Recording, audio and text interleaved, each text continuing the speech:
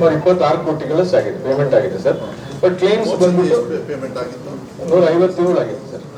21 ಕೋಟಿ ಕಟ್ಟಿದ್ರು ಸರ್, 157 ಕೋಟಿ ಬಂದಿತ್ತು ಸರ್. 23 ಬಂತು ಸರ್. ಈಗ 24 ಈಗ ನಾವು 25 ಗೆ ಪೇಔಟ್ ಆಗ್ತಿದೆ sir, based on the earlier weather data sir. ಅದು KSMDTC ಮೇಂಟೈನ್ ಮಾಡಬೇಕು ಸರ್. ಈಗ ಕಳೆದ KDP ಮೀಟಿಂಗ್ ತಮ್ಮ ಗಮನಕ್ಕೂ ಬಂದಿದೆ ಸರ್, ಅದು ಕೆಲವು ಚರ್ಚೆ ಆಗಿದೆ ಸರ್, ಸಮರ್ಪಕವಾಗಿ ಅಷ್ಟೇ. ಸೊ ಅದರಲ್ಲಿ ಅವ್ರಿಗೆ ಲಾಸ್ ಆಗುತ್ತೆ ಅಂತೇಳಿ 3 ವರ್ಷಕ್ಕೊಂದ್ಸರಿ ಇದು ಮಾಡ್ತಾ ಇದ್ದಾರೆ ಸರ್. ಇದರಲ್ಲಿ 3 ಹಂತಗಳಲ್ಲಿ ನಮ್ದು ಇನ್ಶೂರೆನ್ಸ್ ಇದಾಗುತ್ತೆ ಸರ್. ಒಂದು, ನಾವು ತೋಟಗಾರಿಕೆ ಇಲಾಖೆ ಕಮಿಷನರ್ ಅವರ ಅಧ್ಯಕ್ಷತೆಯಲ್ಲಿ ಸ್ಟೇಟ್ ಲೆವೆಲ್ ಎಕ್ಸಿಕ್ಯೂಟಿವ್ ಕಮಿಟಿ ಇದೆ ಸರ್.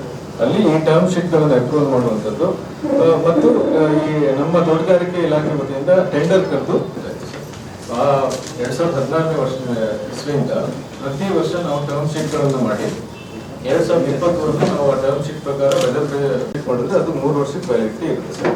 ಸೊ 21 ಮಾಡಿದ್ದು 23 ತನಕ ಇತ್ತು, 23ರಿಂದ ಇದು 25 ಸಾಲ ತನಕನೂ ಅದು ವ್ಯಾಲಿಡಿಟಿ ಇರುತ್ತೆ ಸರ್.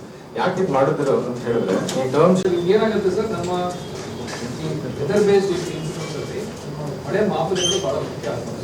ಎಷ್ಟು ನಮ್ಮ ಜಿಲ್ಲೆಯಲ್ಲಿ ಸುಮಾರು 270 ಮಳೆ ಮಾಪನ ಸಂಸ್ಥೆ ಸರ್, ಅದನ್ನ ಮೂರಲ್ಲಿ ಸರ್ ಈಗ ಲಾಸ್ಟ್ ಇಯರ್ ಮಳೆ ಮಾಪನಗಳು ಒಬ್ಬರೇ local responsibility Shivamogga district representatives. So weather based conference ಅವ್ರ ಇಲಾಖೆಗೆ ಸಂಬಂಧಪಟ್ಟಿದ್ದ ಸಮಸ್ಯೆ ಆಗಿದೆ ಸರ್. ಲಾಸ್ಟ್ ವೀಕಿಂದ ನಮ್ದು ಇನ್ಶೂರೆನ್ಸ್ ಎಲ್ಲ ಕ್ಲೇಮ್ ಮಾಡ್ತಾ ಇದೆ ಸರ್. ಹೋದ ವರ್ಷದ ಮಳೆಗಾಲದ ಇನ್ಶೂರೆನ್ಸ್ ಈ ವರ್ಷ ಕ್ಲೇಮ್ ಆಗುತ್ತೆ ಸರ್. ಪಂಚಾಯತ್ಗಳಲ್ಲಿ ಸರ್ ಸಾಗರ, ಹೊಸನಗರ, ತೀರ್ಥಹಳ್ಳಿ ಈ ಥರ ಭಾಗಗಳಲ್ಲಿ ರೈತರು ಸರ್ ಅವರಿಗೆ ಏನು ಬರಬೇಕಿತ್ತು ಮಳೆ ಹೋದ ವರ್ಷ ಬಂದಿಲ್ಲ ಅಂತ ಹೇಳಿ ರೈತರು ಸಹಿತ ಸಮಸ್ಯೆನೂ ತಿಳಿಸಿದ್ದಾರೆ ಸರ್.